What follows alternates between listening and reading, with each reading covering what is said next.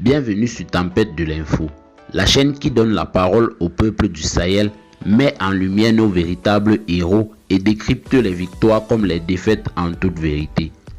Aujourd'hui, nous avons une excellente nouvelle.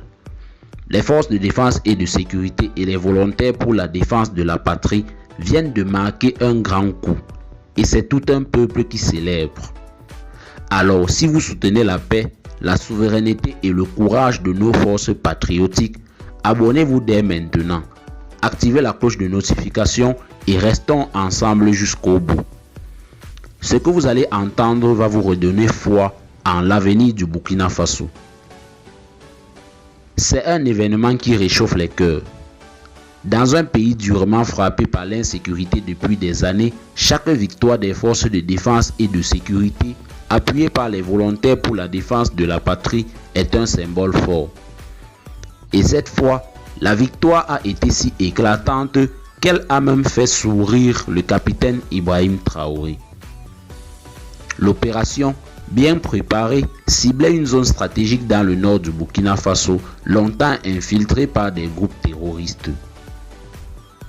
Les renseignements étaient clairs, les objectifs définis: reprendre le contrôle, neutraliser les menaces, libérer les populations et permettre le retour de l'autorité de l'État. En quelques heures, les forces de défense et de sécurité et les volontaires pour la défense de la patrie, agissant en parfaite coordination, ont mené une attaque d'une rare efficacité. Plusieurs bases ennemies ont été détruites, des engins explosifs désamorcés et de nombreuses armes récupérées. Mais surtout, des localités entières ont été libérées et les habitants jusque-là terrorisés ont enfin pu pousser un espoir de soulagement. Les images qui nous parviennent sont poignantes. Des familles qui retrouvent leur maison, des femmes qui dansent de joie, des enfants qui crient merci aux soldats, des drapeaux burkinabés agités avec fierté. On entend des chants de victoire, des louanges adressées aux forces de défense et de sécurité et aux volontaires pour la défense de la patrie et des prières pour que le Mali tienne enfin. Le président de la transition, Ibrahim Traoré, n'a pas tardé à réagir. Dans une adresse à la nation, il a exprimé sa profonde fierté face à ce qu'il appelle un acte de bravoure exceptionnel. Il a salué l'engagement des combattants et promis de continuer à doter les forces patriotiques de moyens plus modernes et mieux adaptés. Il a surtout insisté sur le point: le peuple burkinabé est derrière ses soldats. Et cette victoire, ce n'est pas seulement celle des forces de défense et de sécurité ou des volontaires de la défense de la patrie. C'est celle de tout un peuple qui refuse de céder à la peur, qui choisit la résistance plutôt que la résignation. Sur les réseaux sociaux, les messages de soutien affluent. On voit des internautes publier des photos des héros du jour, écrire des mots de gratitude, organiser même des collectes locales pour soutenir les volontaires pour la défense de la patrie dans certaines zones. Ce soutien populaire est une arme puissante, car il renforce le moral des troupes, il crée une unité nationale et il envoie un message clair aux groupes armés. Le peuple burkinabé est debout, uni et prêt à défendre sa terre jusqu'au bout. Il faut aussi souligner l'importance de la montée en puissance des volontaires pour la défense de la patrie. Ces civils, devenus défenseurs locaux, souvent mal équipés au départ, sont aujourd'hui mieux formés, plus expérimentés et intégrés dans les stratégies militaires. Grâce à leur connaissance du terrain, ils jouent un rôle clé dans la localisation des menaces et dans l'efficacité des frappes.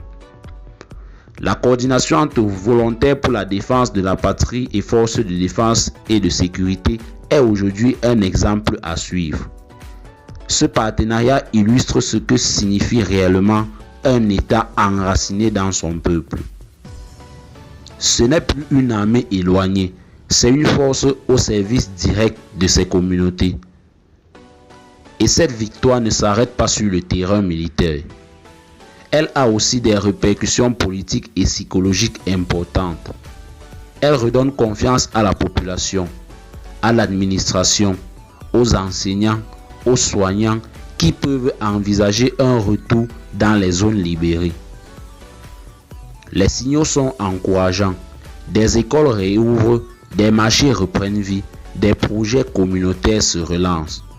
On voit émerger une dynamique de reconstruction portée par un sentiment de victoire, mais aussi de responsabilité. Le capitaine Ibrahim Traoré, fidèle à sa vision panafricaniste et patriotique, veut transformer chaque succès militaire en opportunité de relèvement économique. Il l'a encore rappelé dans son dernier discours. Chaque zone libérée doit redevenir une zone vivante, productive et joyeuse. C'est cela le vrai défi. Consolider les acquis, maintenir la pression et surtout garantir que la paix soit durable. Mais le chemin est encore long. Les groupes hostiles n'ont pas disparu. Ils changent de tactique, se déplacent, cherchent à créer la peur ailleurs. D'où l'importance de rester mobilisé, vigilant et uni. La guerre ne se gagne pas seulement sur le champ de bataille. Elle se gagne dans les esprits, dans les cœurs et dans la solidarité.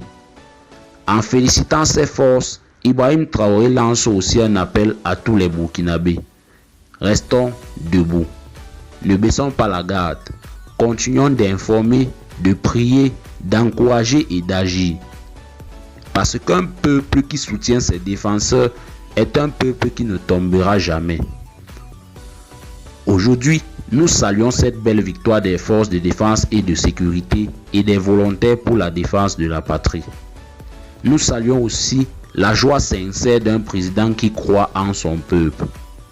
Et nous saluons surtout la force collective du Burkina Faso qui avance lentement mais sûrement vers la paix. Si cette victoire vous rend fier, laissez un like, partagez cette vidéo et abonnez-vous à Tempête de l'info pour continuer à faire entendre la voix de l'Afrique qui résiste. Ensemble nous sommes plus forts, ensemble nous construisons notre histoire. À très bientôt pour un nouvel épisode.